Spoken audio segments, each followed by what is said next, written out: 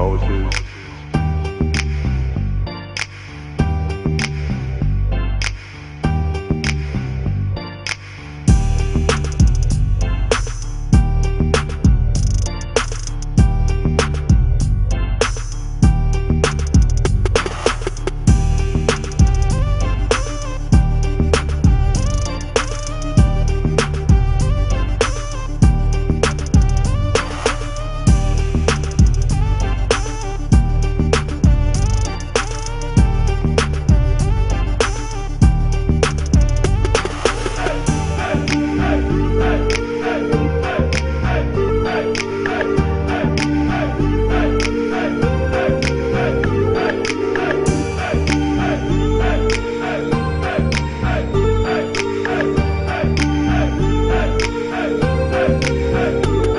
Welcome, my sister friends, to another episode of We on the Table. And I'm your host, Tanya Burke. And today we have another wonderful sister friend, Nichelle Henderson.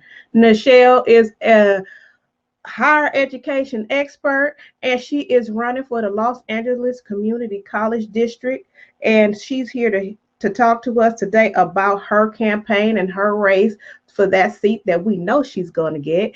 Nichelle is also a wonderful member of the illustrious DST. I guess I'll give y'all a ski. So let's see what Nichelle has to say about her campaign and what we can do to help her win.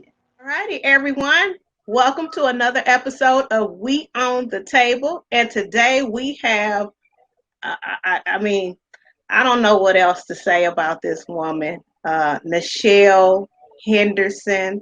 This woman is, I've been coined as the political badass, but, I think Nichelle should be coined as the political badass because she has been doing some fabulous things out there in this community, trying to make things happen for the betterment of all communities, okay? And, you guys heard her long list of accolades and the things that she's done, throughout her life for the betterment of education, on all levels, K through 12 and higher education. So I can't tell you anything more. I'm telling you, this woman, and I'm going to say a little something. I'm going to put Nichelle on the spot for a little bit here. She is a member of Delta Sigma Theta Incorporated. And when I say member, this girl is die hard. She always try to show up and show out. So today, because I knew she was going to be on the show, I was like, I got to represent. So I got on my nail, okay? I got on my nail, and I had to represent, put my pink and green glasses on for her today. So with that being said, so Nichelle, you have taken on the task, taken it to task of running for the Los Angeles Community College District. And you have decided, you said, you know what, it's time for change. And you are, you're up against an incumbent. Am I correct? Correct. That's been in this seat for a long time. And not only you feel it's time for change, but a lot of other people throughout the community feel it's a time for change as well.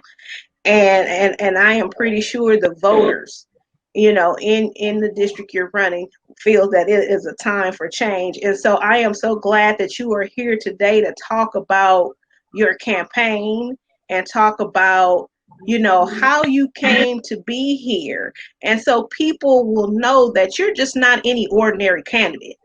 This is not an ordinary candidate, you all. When I tell you Nichelle has been groomed for this position and for a time as we are in right now, I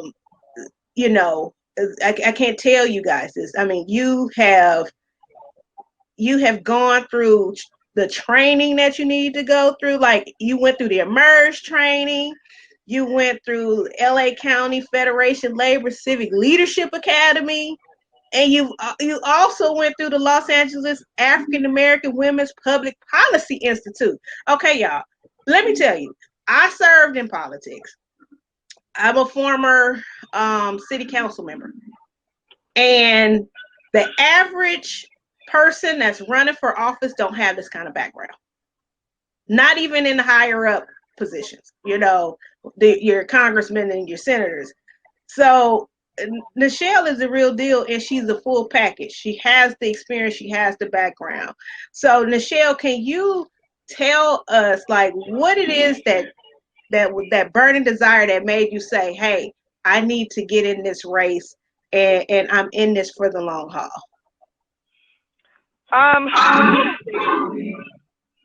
Several things. First of all, the LA Community College Board educates more Black students than the CSU and the UC systems combined. Wow. With 9 campuses, the LA Community College District is probably the largest community college district in the world. Wow. And there is no Black voice on its governing board. There hasn't been a Black representative on this board since 2018, when Assemblywoman Sidney Kamlager Dove served on the board last. And that's a travesty. Across education, we're dealing with threats to public education from underfunding and threats of privatization. And we really need to think critically and think honestly about how systemic racism and cultural bias play a role in that. And to have the largest community college district in probably the world not have a Black representative is absolutely ludicrous in 2020. And so that is part and parcel as to why I'm running.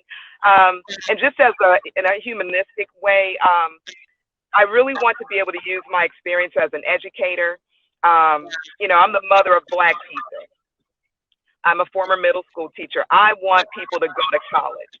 And I understand that a 4-year university is not for everyone, but the community colleges offer an opportunity for a low cost workforce preparation, as well as transfer to a 4-year university, a CSU or a UC. And the community colleges in California are really the feeders to our 4-year institutions. And, Tanya, the key to economic empowerment is a good job and or an education. And you get those through the community college system. And so I want to be a conduit, especially to Black students and other students of color, marginalized students, to inform and educate them on the opportunities available at the LACCD, but also to get them there, keep them there, and have them complete their academic goals. Okay. And that's terrific, because you hit right on the marks of where we're often missing the marks in our education system, especially higher education.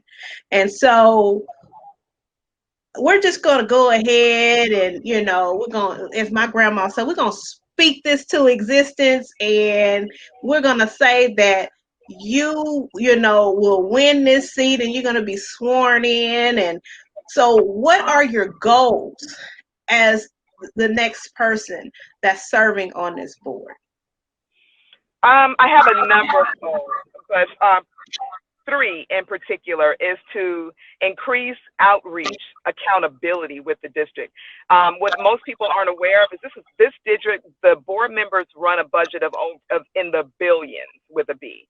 And right now in COVID, we're seeing the impacts of a lack of equity and a lack of access in education, from our students and our faculty not having equipment that they need to participate in virtual teaching and learning. What I really want to do, my goals are to have the campus and district level be more accountable for outreach and recruitment of students, especially African American students and other marginalized students. Our students seeking re-entry, our foster care youth, especially those that have aged out of foster care and don't have a support system. They need to be able to be economically sound, and they need a low-cost way to do that. The other thing is in higher ed across the board, A lot of our adjunct and part-time faculty in higher ed are people of color, and they're hired into positions that very rarely afford the opportunity to become tenure or full-time, which means longevity. And it's been a proven fact that when students see teachers, when they see administrators, and especially board members that look like them, they tend to perform better. Mm-hmm. The other thing is when you have part-time faculty, their positions are often very vicarious. They're teaching maybe one or two courses, and they're not always there for students every semester. Or if they are there fall in the spring semester of one year, they're not there maybe the fall or the spring the following year. And very often our faculty members are our first line of defense to our students and provide that support. You know, in the CSU, we call it cultural taxation, where you have a very small number of minority faculty, say African American faculty, and all of the students gravitate towards those faculty members for support. And they don't get extra compensation. They don't get release time to support these students. And you know, and it's taxing on them because it's an addition to their workload. They do it because they love it, but it's a taxation to them. And finally, I really want to see diversity in this district. You know, we talk about needing African American faculty and other faculty of color, and you know, representing LGBT faculty and the like. But if outreach practices, if promotional practices, if hiring practices don't allow for that, and there's no accountability for hiring, we'll never have it. So those are some of the things that I would like to see happen in the LA Community College District, to see the programs and initiatives that have funding behind them show some accountability. Okay. And that's very important. The accountability piece, especially, is very important. And I think oftentimes that has been a big issue because those things have fallen by the wayside. And that's why a lot of our students, as you mentioned, students of colors, and particularly Black students, you know, have fallen through the cracks in a lot of our educational system, especially higher education. So that's very important. And so I know oftentimes we think about when individuals come in and they're going to serve, and like I said, we're already saying that Nichelle is the one. We know she is the one for this role. And we always look at, okay, what's the plan? What plans do you have to implement? What are you going to start on with your first 100 days in office, your first 90 to 100 days? As a politician, that's what everybody wants to know. What are you doing your first 100 days that you come into your position? First 100 days, I plan to meet with district and campus administrators and work groups, faculty members, students, staff, and really get a feel for what their specific needs are, to make sure that we are addressing them with some of these programs and initiatives that we put funding behind. You know, very often we come up with programs and initiatives to help people, and we don't ask them what it is that they want or what it is that they need. So first and foremost, to introduce myself and to make sure that I do that. And I believe in shared governance. You know, shared governance is to allow everybody an opportunity to voice their concerns, ask questions, be informed, to bring everyone to the decision-making table. What shared governance is not, is a guarantee that your thought, your concern will be the priority in the ultimate decision-making. But I do believe very firmly in bringing people to the table and making sure that everyone comes to the table feeling valued, feeling respected, and leaving the table knowing that they've been heard. So in the first 90 to 100 days, that is my goal, to meet with stakeholders and really get a feel for what their needs and their wants are. And to, you know, just really literally to know, do they feel empowered? Do they feel that their needs are being met with the systems that have been put in place thus far? I think that's very important. And oftentimes that's a piece that's forgotten. People get in the office, they say one thing when they're running, and then they get in there, and then the priorities shift, and then they forget, one, the people who put them in office, and then two, they forget that there's a team of people that's going to make them successful in this role. And it sounds like you have a plan to make sure that that's addressed once you get into office. So that's terrific. And then you also mentioned that um, the having a relationship and establishing a great partnership with the staff. you know uh, I believe that's a great thing that you're doing, and that's going in the right direction. And you have a wealth of experience. Can you talk a little bit about how you have, supported, staff in terms of in higher education in the past that will assure the voters that you will be able to do this once you get into this role? My educational background and my background with work, I am a former middle school teacher. I started my career 20 years ago as a TA in LA Unified, and I'm currently a faculty member at Cal State LA, where I work in a teacher credentialing program. Um, so I teach teachers, and and and I've always been active in the union. And I currently am a member of the California Faculty Association, where I'm currently serving as my chapter vice president, and I've been for the past 6 years part of our faculty rights team in our chapter.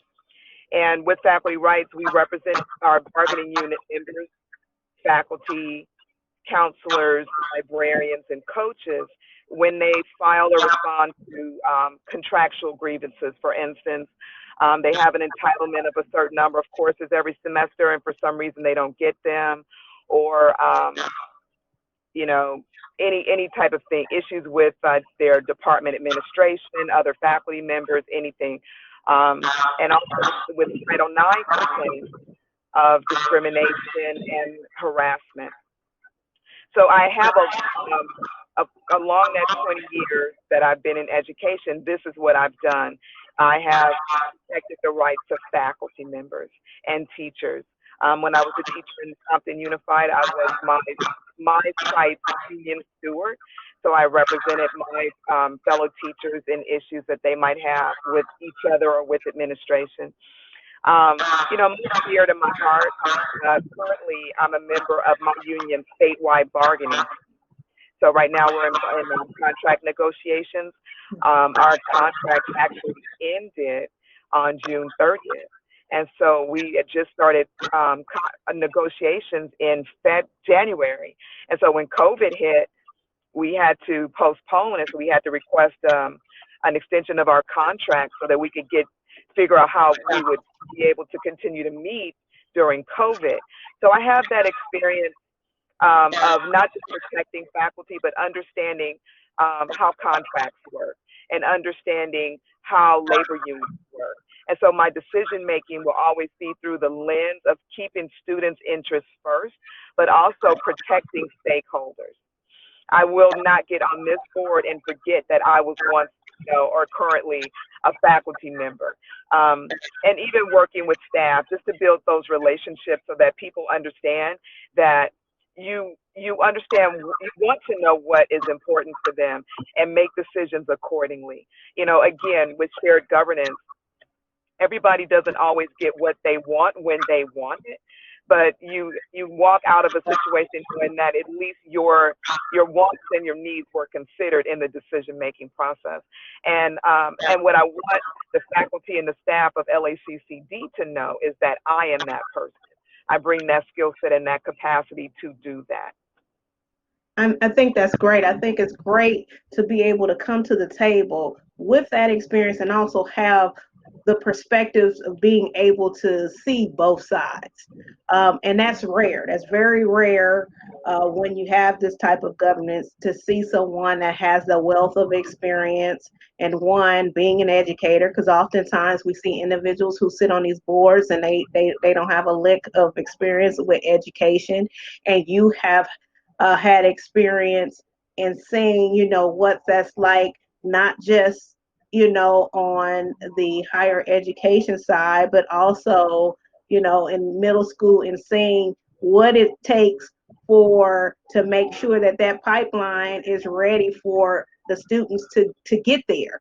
So I think that's very important. As a very important piece, and having also being served as an educator in terms of higher education, so firsthand, what it is to be able, like, the mechanics of this is what's needed for educators and what they need in order to be able to effectively teach, individuals that are in our community and effectively.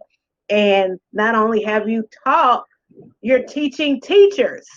So I mean, I don't know how, like, how anyone could come with something, where they're more well-rounded than you are in terms of that area Thank and you. having that experience. And then you talked about having the experience of working in labor. I am a big uh, proponent of labor, and I think it's very important to have someone at the table uh, who knows and understands the rights of individuals who are working for them, and because people, a lot of times, these entities don't understand that the instructors are the pipeline to the students. And if the instructors are not well taken care of, have the things that they need in order to, teach, then that affects our students. So I believe that you're coming with, like I said, a wealth of experience and knowledge that's going to be of benefit for this board. And I think it's going to be a new experience on this board, because in my experience, and with this particular Los Angeles Community College District, I don't think I've seen anyone. I mean, it's been some dynamic people to sit on the board, but I don't think I've seen anyone that has what you have. I mean, your arsenal, your tool box that you're coming to the table with. So I think that's great, and I think they'll be great in having you. And earlier I mentioned a few political, elite political and public policy programs that you have gone through. And I mean, it's lucky enough that a person can even go to one of those programs, but for you to to have had access and to have gone through and completed three of them, I mean, can you talk a little bit about how important that is? Like, what do you feel that that's an asset for you as a candidate and a potential, board member, and going into, working on the community college district? Oh, definitely. Um, so I went through the Emerge California program in 2015. It was actually the first Southern California cohort that Emerge hosted, and it was a tremendous experience. In addition to participating in the knowledge that you gain, it's the network that you become a part of, but it's in terms of Emerge and Law Pi, it's a sisterhood that you join. And being a member of a Greek letter organization, that sisterhood is it's invaluable, right? Um, the Civic Leadership Academy, it was specifically designed to train union members to run for office, to avoid the need to find a union friendly candidate that was running. You support a union person. I went before the County Federation of Labor, and they tell you when you go through the class that your endorsement by the LA Fed is not guaranteed, right? So the incumbent in this seat is heavily backed by labor, usually. And we went to the county Fed 2 weeks ago for endorsements before their COPE committee, and I was able to block the vote. You want to come out of it with the vote. A threshold of 60% of the vote is required. I got 57. So that I felt really good about that, because it meant that the training that I've gone through, my experience, it's valid. It validated a lot of, my reasons for running for this office, but it also showed that labor understands labor. Mhm. And with Law Pi, Law Pi is an African American women's training program. So that was it was beautiful for me. It was akin to being, with my my Delta sorors and my Greek sister friends, and because a lot of us are part of Law Pi. And but the training was invaluable. The understanding of LA politics specifically, and getting to know a lot of the women that I've seen in different spaces and places, and really putting faces to names, and really having an opportunity to get to know these people and build relationships moving forward has been invaluable. I would suggest to anyone uh, considering a run for office to consider Emerge. Black women also consider Law Pi. Um, like I said, what you get in terms of the political training and public policy insight is invaluable, but the connections, the sisterhood. I will say, as a Black woman running for office, Tanya, you're very well aware, it's more than a notion. Mhm. It's a different level of running for office. When the incumbent in my seat had the endorsements that I currently have, he was deemed the presumptive winner in his race. And I have these endorsements as a Black woman. I'm still being asked to prove myself. Mm. And, not only am I an educator, but I'm active in the labor union. I have receipts for what I've done, and Mm. I'm still asked to prove myself. And it's offensive, but of course I do it because I want this seat, and my passion for education drives me.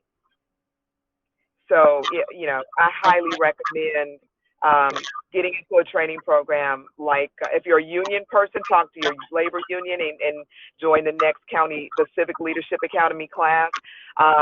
Women, consider Emerge and Law Pi, because the training also prepared me to deal with running as a woman of color. And that in itself was worth all of the time and energy. And I'm so glad that you said that. I had the experience of being able to go through the Emerge program as well. I believe 2013. Was it 2013, 2012? These days I forget. But, when I went through, there wasn't a Southern California cohort. We traveled back and forth from Southern California to Northern California. It was four of us. And I believe the Southern California cohort came right after us. And so you're right. That training prepares you. I know it did the same thing for me, and especially as running as a Black woman. And you bring up some terrific points about the need to provide additional proof. When you have individuals who, especially as Black women, you have individuals who are not Black women who don't have to show receipts, who don't, they don't even have to be checked. They're not even vetted. And they're out there, and, you know, uh, and they're able to get the support just because, just because I look a certain way and I come from a certain, um, ethnic background, or not, so it's important that you mention that in terms of Black women and running for office, because those are some of the things that keep Black women from running for office. And so I know that, even though you attended these trainings, and that's another, whole line of defense, I believe, in terms of why you are the best candidate for this position. You also, you're heavily participating in community activities, in community organizations. You mentioned Law Pi, but you have gone the distance, and you're a part of their pack. Am I correct? Correct. Correct. I'm currently the first VP of Law PAC, which is the political action arm of Law Pi. I'm actually coming to the end of my term as first VP. First VP, I chair the issues committees and the political involvement committee. So I'm responsible for interviewing candidates that are running for elected office to find Black women running and make sure that they come before Law PAC for consideration and possible endorsement of their candidacy, which I am in the midst of doing right now. So I mean, you're just a woman of wearing many hats, many hats, and you are doing it well. You know, like you mentioned, we mentioned earlier, you're a member of Delta Sigma Theta, and you know you have been involved, actively involved in your sorority, and for those who don't understand, when it comes to African American, Greek letter organization, is not about cake parties. It's not about, it's truly about service, and can you talk a little bit about some of the things that you've done in these different community organizations that you've been a part of, that that you feel has, given you additional experience and opportunities to serve well within this position? Oh, definitely. My membership in Delta Sigma Theta alone has just been, huge in terms of um, my experience with community organizing and participation. I've been a member of Century City Alumni Chapter, and with them, I worked on their political involvement committee, where we registered high school students in LA to vote. As you know, now high school students can start to pre-register as early as 15 and a half, Mm-hmm. and they can actually register to vote um, during the election at 17, as long as they'll be 18 by election day. And that's really important because a lot of parents aren't aware of that, and the students definitely aren't aware of that.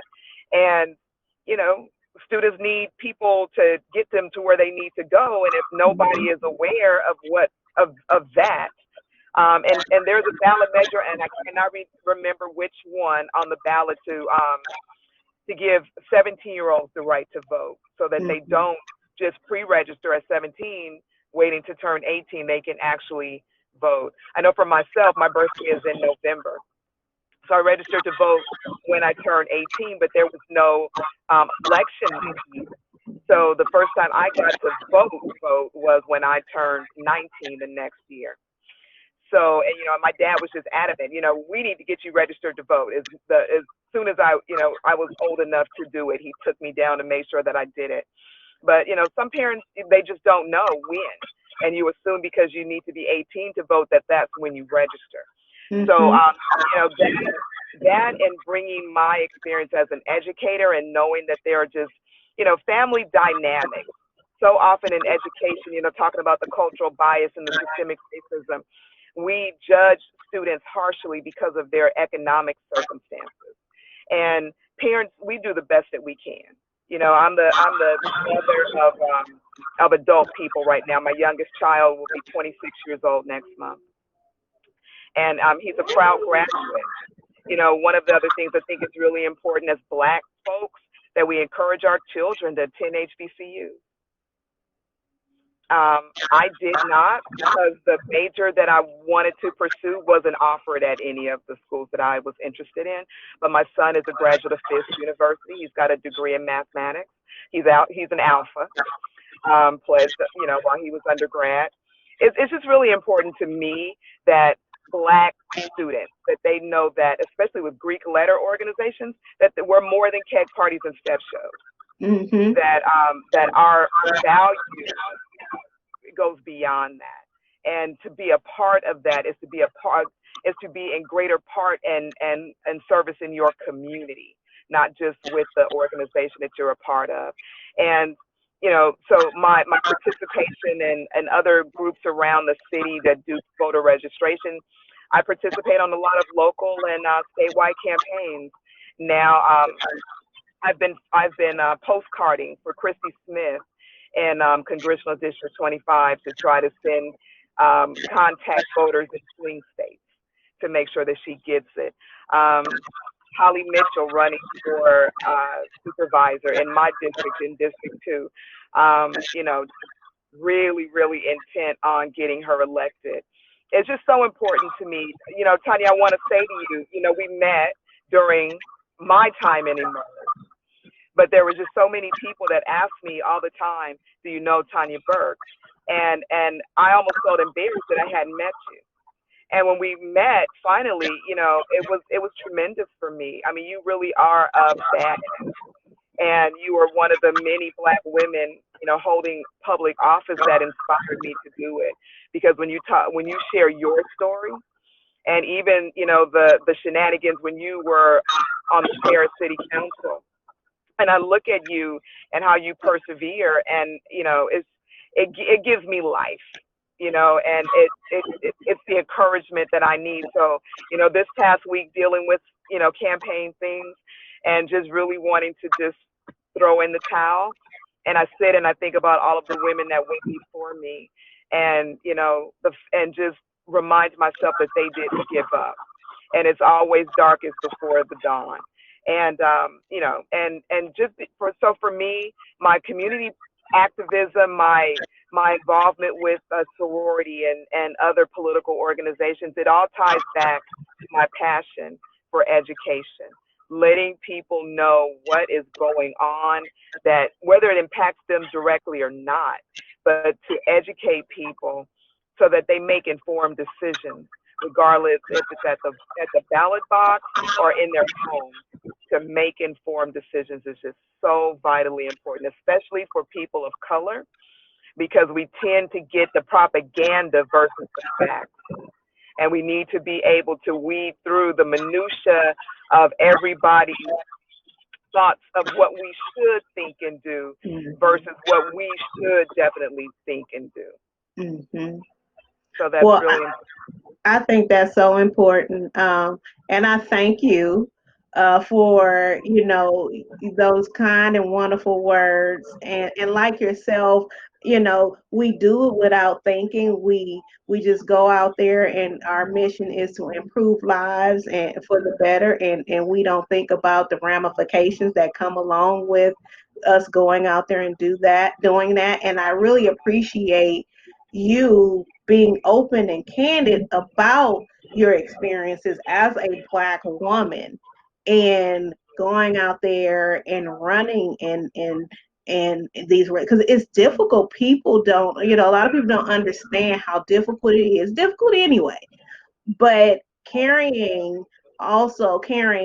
you know, that badge of honor that you know, being a Black woman, it comes with a different type of fight when you are running for office. So I greatly appreciate you saying that, because I think a lot of the Black women who are watching who's going to watch the show, they need to hear that. They need to hear that, yes, it's tough, but yes, it can be done.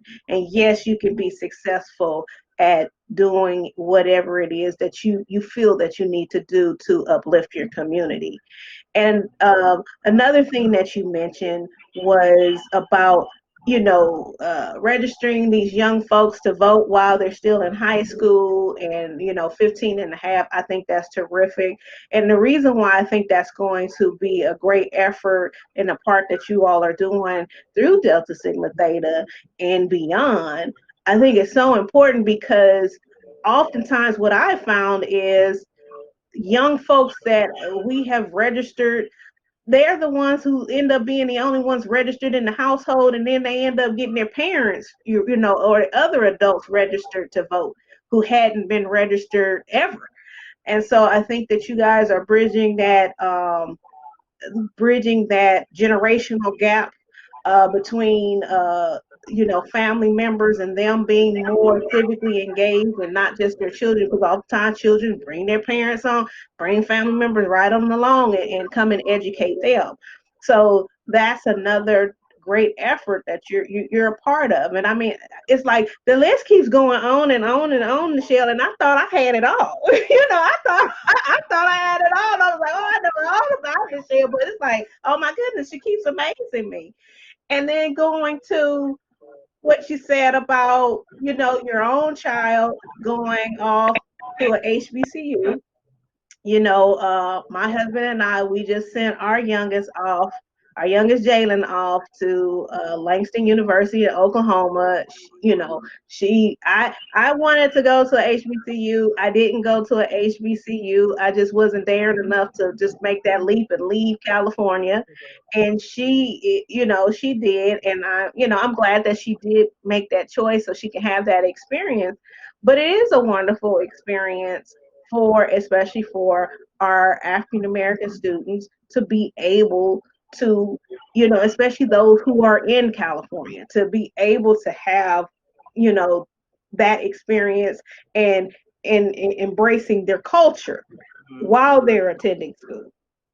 And with that being said, are you thinking about creating any type of programming, creating any type of relationships with the different HBCUs so that those students who are in the Los Angeles Community College District so they can have greater access, greater information, greater knowledge, greater access, and understand and know this is also an option, not just the CSUs and the UCs, and those are great options as well, but just for them to know, hey, there's HBCUs out there that one have access to scholarships and things that I might not have here in California.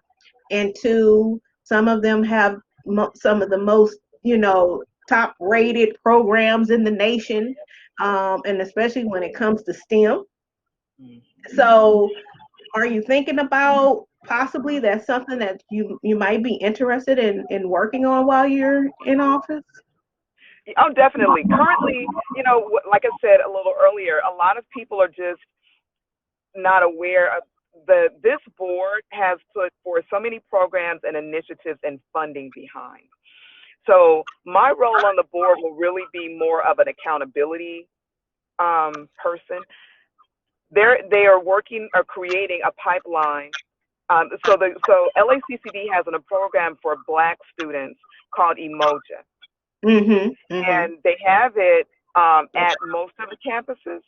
It's not functioning at a lot of the campuses because they have so few Black students. But through Emoja, they promote that pipeline to HBCU. And what's beautiful about it is there's funding behind it. Okay. The challenge that I see again is that accountability piece, where Mm-hmm. there's funding, but they don't support the faculty and the staff that work in these programs to really do the outreach that they need to the students, Mm-hmm. and even to the current students or even their high school students that would come through the community college, to tell them, say, hey, um, Fisk, Spelman, Morehouse, these are great colleges, and you can go through here and be able to complete your program here in the community college and transfer on with some assistance and some support. And a lot of students really aren't aware, and that bothers me. That really bothers me because as an educator, I'm about teaching people and informing people to empower people. You Mm-hmm. know, um, education is not just in the classroom. We educate our kids when we take them to the grocery store and help them count up the number of items that we're purchasing. Calculating the tax for our groceries and little things that we can do as parents. And when I was graduating from high school, I'll say my age. I graduated from high school in 1986. And my father wanted me to apply to USC because he had always hoped that I would go to USC. He even opened a bank account for me at the Bank of America on Jefferson behind USC. Um, and he wanted me to go to Howard. Oh, okay. My major at the time was not available at Howard or Hampton. And there was only one school, well, two in California that had my major, and they were both CSU. So he wanted me to go to USC, and I applied to USC. I was accepted into the university, and I was accepted into school. So I wanted my major to be architectural engineering. I was an architectural engineering major, and USC didn't have architectural engineering; they had architecture. So I was Mhm. accepted into the School of Architecture. I didn't want to be an architect, so that's not where I went. And my father was just absolutely devastated and probably didn't want to talk to me as much as he did my first year of college. But if a black institution had had my major, I would have been there. Fear and all about being away from my parents and the Mhm. weather and what have you. And when my son went to fifth, it was such a tremendous experience for him just to be so literally immersed in our culture and meet black people that were just loving and understanding and supportive. It was a blessing for me because my baby was 1,500 miles away from home, and I knew that he was okay. But it was a blessing for him because this was a very small school. In fact, when his freshman class was the largest freshman class that they'd ever had in the history of the school. Mm. It was about 200 students. So his freshman class sent the student population from about 300 to 500. And that's still a small school with 500 students. Mhm. And it was just a beautiful experience for him. So as a board member, I will definitely be working with the Emoja program and other programs to make sure that we are accountable and intentional about how we outreach to our black students and encourage them to specifically consider HBCUs. That's great. Definitely. And the key words you use, accountable and intentional. Um, Intentional. because oftentimes, sometimes we see these programs and it's about as far as it goes is when there's a black college fair in that's coming to the area. Here's we post a flyer up on the board, or we might send an email about it, but that's the extent of what you tend to see when it comes to you know informing students so they can make an informed choice in knowing that, hey, this is another option for me. It might be a better option for me. So good to know that that's another thing on your another check on the checklist, and you have so many of them. Like, I will say, as I said earlier, I know you. I've seen the work that you've been doing in the community, and I don't just say this because I know you, and you also know that I can know people, and you can be my best friend, you can be my mama, and you may not get my support. You know what I'm saying? You might not get my vote, because if you're not right for the job, then you're not right for the job. But I am uh truly, truly, truly inspired by you and the work that you have done, and you're continuing to do. And I don't say this half-heartedly. I don't say this, like I'm passing out bubble gum on Halloween night. Um, you truly, you are like the perfect candidate. Like, you are the perfect individual. Like, if I think of someone I would want to see representing my interests, in my community, on a community college, in the community college district, you are it. I mean, Thank I can't say that enough. You are it. And just your experience, your education, and your compassion. I really I can't see there being another candidate that you know is able to embody what it is that you're going to bring to this board. And I keep saying you're going to bring to this board because I'm truly claiming that you're going to win this race. I've So claimed yes. And so can you share with the people, you talked about endorsements earlier, and we all know endorsements are important. And so what endorsements have you received? Those important endorsements that you have received, during your campaign. I have the endorsement. Well, I'll start off with the endorsements that have kind of become dear to my heart. Um, I like to consider myself a person that respects diversity. I talk a lot of in my campaign about diversity, equity, and access. And Mhm. so many people talk about it, but they don't understand what it means to be diverse. They don't understand what it means to be equitable and for people to have access. So I've been endorsed by Tirla, which is Californians for Humane Immigrant Rights. Mhm. I've been endorsed by the Filipino American Democratic Club. Mhm. I've been endorsed by the Korean American Democratic Club. I've also been recommended for by the Democrats for Israel Democratic Club. I have been endorsed by the Stonewall Democratic Club, the Young Stonewall Democratic Club, Miracle Mile Democratic Club, the San Fernando Young Dems Democratic Club, Los Angeles Young Dems Democratic Club, um, and most importantly to Democrats across LA County, as I just received the endorsement of the LA County Democratic Party. I've been endorsed by Senator Holly Mitchell, Assemblywoman Sydney Comlager Dove, who I stated a little while ago was the last Black voice on the LA Community College Board.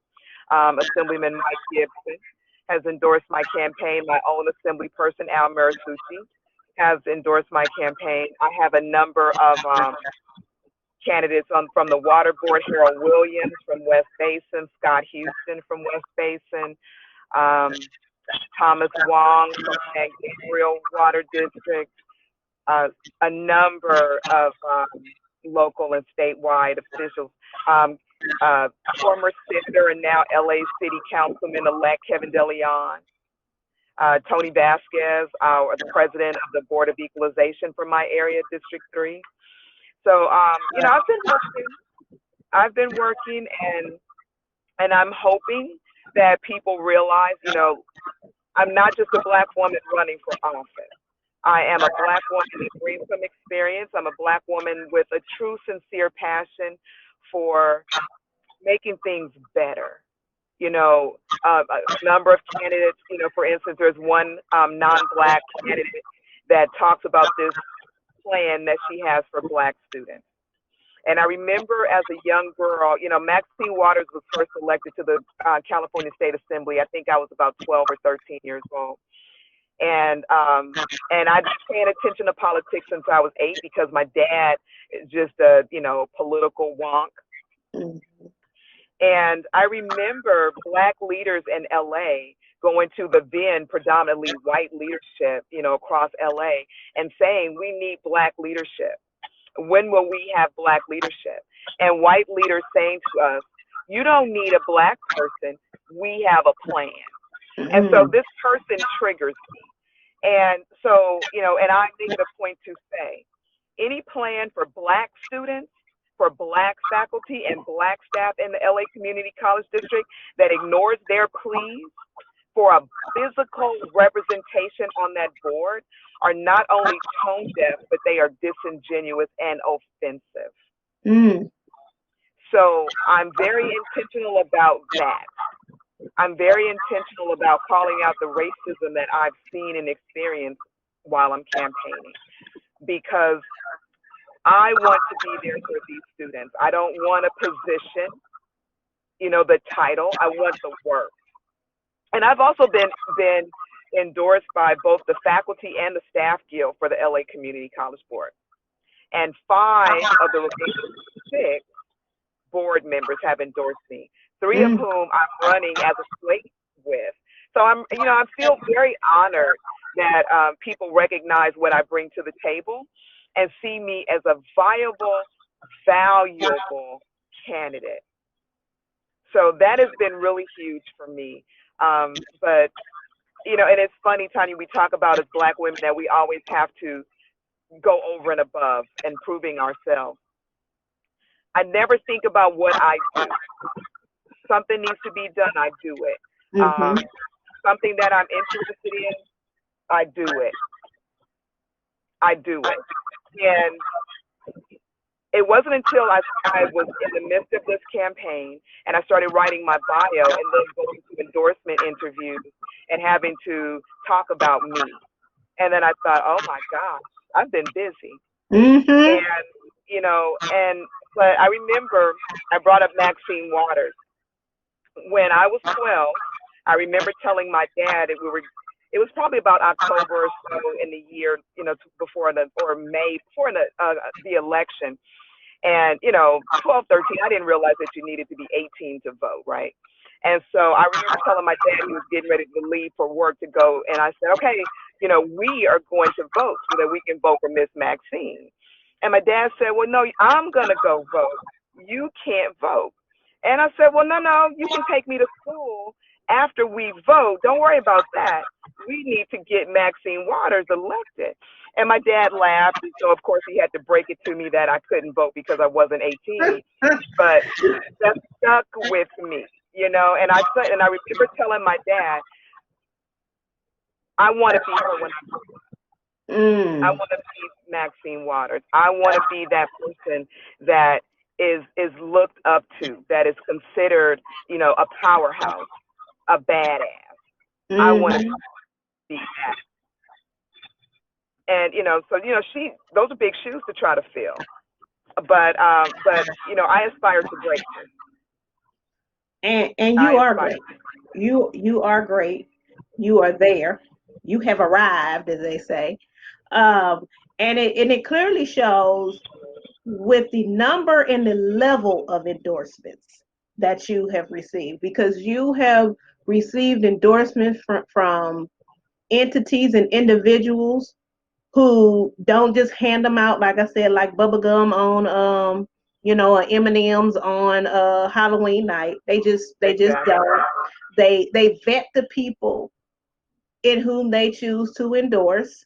And so for you to receive, and like you mentioned, um you your endorsements, and being as diverse as they are, that says a lot. That says a lot about you and who you are, and that these people entrust in you to be able to do the job. Because when people don't understand, an endorsement means their name is on you, and your name is on them. So and people are not going to take a risk if they feel that someone is just not going to represent them well. And so The pressure is congratulations. real. Yes, congratulations on that. And I noticed that, there was one endorsement that you missed, and I think it's the most important endorsement that you have, and that's Gardena City Councilman Dr. Mark Henderson. Yes, So he's on my endorsement list. He's definitely on my endorsement list. He was one of my first endorsers. yes, Yes, I yes, believe so. I believe so. So I think you missed one, just yeah. one of Probably the them. most important.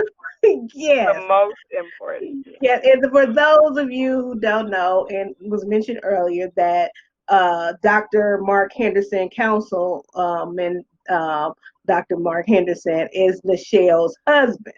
And so you see, you have a dynamic, powerful couple that's moving and shaking and doing great things in the community, and that's important. That's important. And so you have his support, and I know he loves you so. Because his Facebook says it all. But I have, I know we're in this whole there has been a shift in everything with the COVID-19 pandemic, and I know that the leaders of the Los Angeles Community College District have had to shift, and quickly shift, in their thought process, and how do we serve our students and serve them well, throughout this pandemic. And I'm pretty sure it's safe to say that we are going, people don't like to say new normal, but it's safe to say that, we're kind of going to be in this for a little while. What plans do you have, if any, that you want to see implemented with the board in terms of how things are being done in terms of being able to serve students and staff and faculty, because this is affecting staff and faculty as well, and how they're able to teach the students. What is it that you think that you can add to the discussion and bring to the table in terms of how the district, gets through the whole COVID-19 pandemic? Yeah, that's a really good question.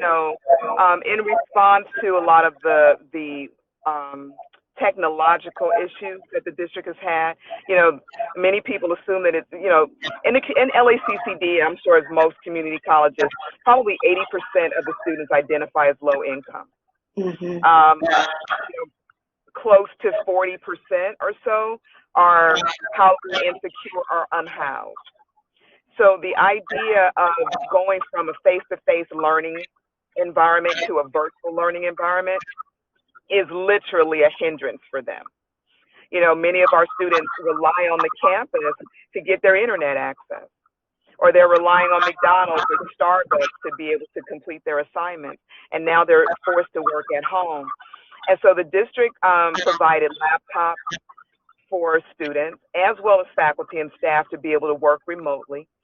But the LACCD educates just under 250,000 students annually. And you know that even with a budget in the billions, there's no way you can sustain every semester giving out devices.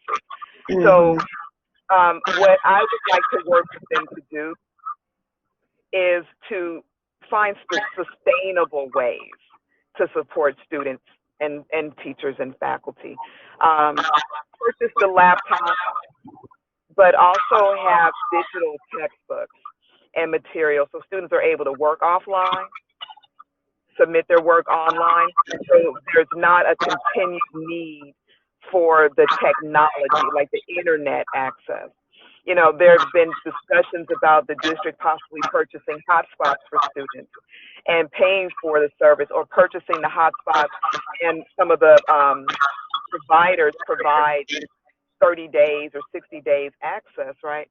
But the district can't really sustain that, because even if they were to be able to purchase hotspots for $10 a month, you can't pay $10 a month for 250,000 people. Yes. So there has to be some sustainable way to support students and make sure that they're able to complete their academic and workforce preparation goals.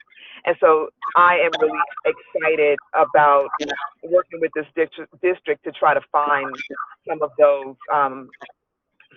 options to get us through. Because right now we have students that didn't return to campuses for the fall semester because they didn't have internet access. And having been a college student, the difference a semester makes. The difference between taking 12 units and 15 units and the time it takes for you to finish or transfer out is it makes a huge difference. And so, and it most severely impacts our Black students and our brown students. And it breaks my heart, but we have to find some sustainable ways to make sure that they're able to function and meet their goals that doesn't break the bank. Working on some community partnerships, and maybe have some homeowners that are willing to let students borrow their Wi-Fi. Talk to people of, can this student hit on your Wi-Fi from this time to this time every day? Little things like that. We need to come together as a community and really help out, because we're talking budget cuts. The governor just presented his budget, and it called initially for a 10% cut across the board for municipalities as well as education. And we know K-14 education is already severely underfunded. So it's so much need and so little money, because the programs aren't the issue. We can come up with programs all day. It's the funding, and it's the sustainability of what we fund. Okay. And and you're right. the sustainability. You can have so many bright and great ideas, and if you don't have the money to implement them, I know that, as a former city councilman, I know that if you do not have the money Can't to do it. fund that brainchild, you can start it, but it will die the next year. So you're right. Maintaining, because it's going to be important. It's going to be important for the students. And I'm glad you did mention that a difference a semester makes. If someone couldn't come back because of those needs weren't being met and they had to miss a semester, and hopefully not two, but that could be possible too. Um, that can be devastating to someone's, education and career, goals and moving forward. So um, I think that, again, I'm going to say that uh, the Los Angeles Community College District is going to be blessed to have you on their board. They're going to be, you're very innovative, and you're going to bring a fresh new perspective that's needed. Thank And you. how, if there's anyone out there that wants to be a part of your campaign, support your campaign, promote your campaign, like anything about your campaign, what is it that they can do to support you, and how can they reach you? Oh my gosh. Probably the easiest thing to do to support my campaign is to tell a friend, to tell a friend, to tell a friend. My website is NichelleHenderson.org. The link to donate, the link to actually to sign up to be an endorser of my campaign, as well as to volunteer. I live in the city of Gardena, so I'll be doing most of my field will be centered around Gardena and unincorporated area of LA where I grew up, and the rest will be a mail program, and word of mouth is what's going to help me win this election. Right now, including the incumbent in this race, I believe there are 7 or 8 other candidates. Um, you know, I, you know, I, I, I refuse to be deterred by the number of candidates in this race. I'm not deterred by the incumbent, so I won't be deterred by any other challengers. But it's really important to set myself apart from the pack. And I do that by word of mouth. And so, literally telling a friend to tell a friend to tell a friend. Um, Following me on social media. I have a Facebook, Twitter, and Instagram, Henderson, LACCD on all three. And just, share information that I post, um, you know, get it engaged, ask some questions, come to an event. Just, this is a grassroots campaign. I've raised just under total, just under $60,000 in a pandemic. With right now, I think I'm at about 220, 230 individual contributors to my campaign, which I think is, pretty good considering what we're dealing with right now. Nowhere near meeting my overall fundraising goal, but that will not deter me either because my faith is greater than a mustard seed. But just to get community support and and and to let people know how important this particular race is and how vitally important it is to have a Black voice on this board. We talk about having seats at the table, and Shirley Chisholm told us if you don't have a seat at the table, bring a folding chair, and if you're not at the table, you're on the menu. Hmm. I've got my folding seat, and I Hmm. refuse to be on the menu. Girl, you ain't even got no folding chair. You don't even need no folding chair. You can sit right on the table, okay? You can sit right on the table. That's what you do. Bam, right there. I built this table, and I'm gonna sit on the table. There you go.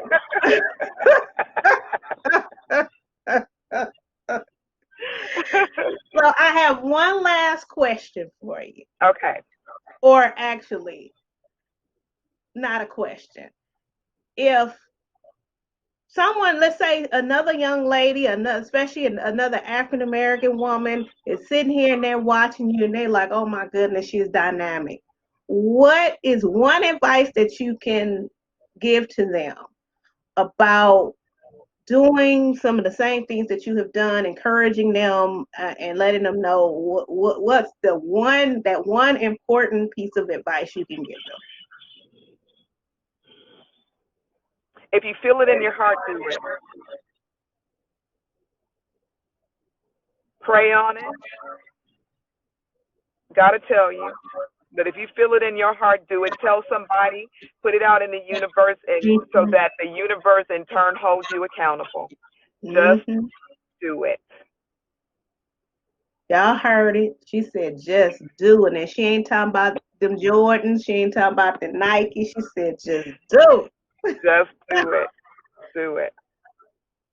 That is great. That is great. And in terms of your donations, do you have any, are there any restrictions or funding limits in this race?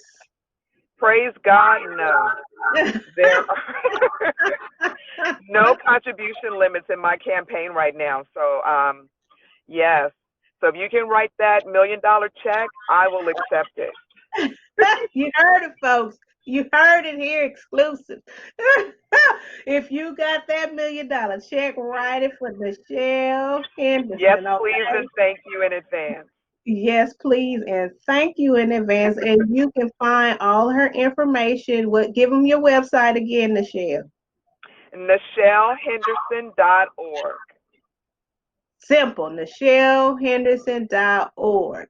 So let me tell y'all, sister friends out there, please, you didn't heard Nichelle. Nichelle gave it to you more than once. She gave it to you once, then she gave it to you twice.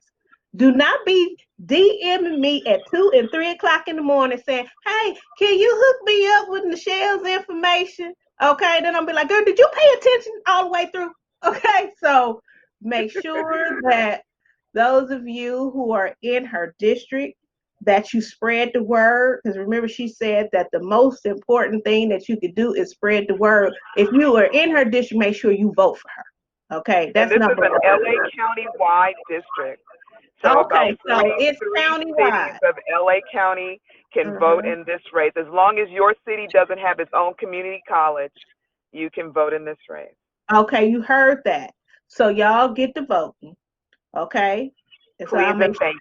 I'll make sure that my kids do, because they're in LA County and they fall within that area. So make sure that you vote.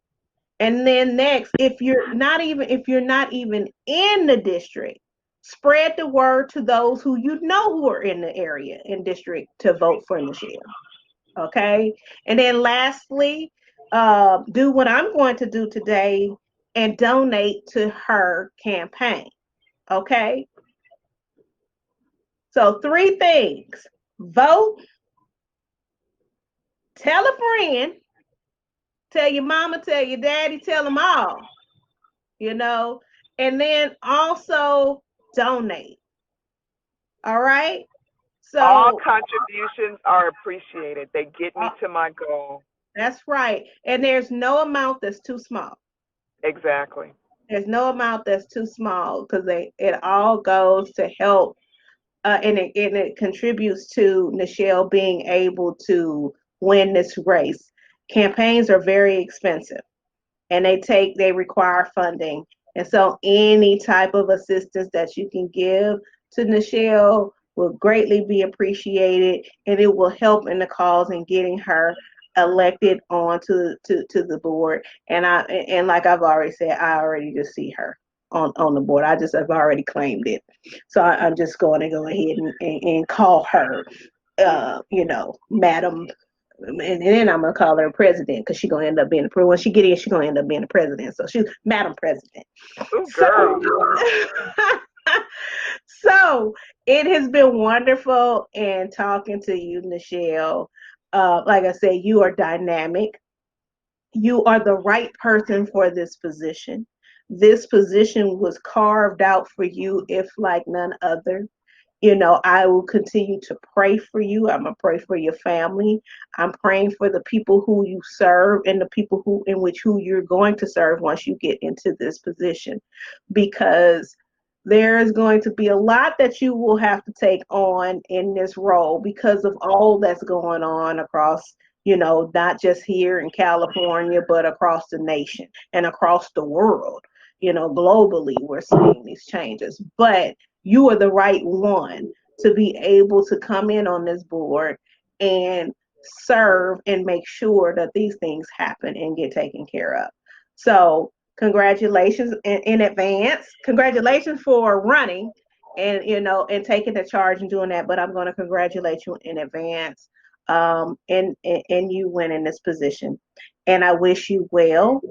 And you know all of these things you are doing as a wife, as a mother, and as a grandma, um and and so I wish you well, and I truly believe that you are you are an inspiration to many, and we Thank appreciate you and we thank you.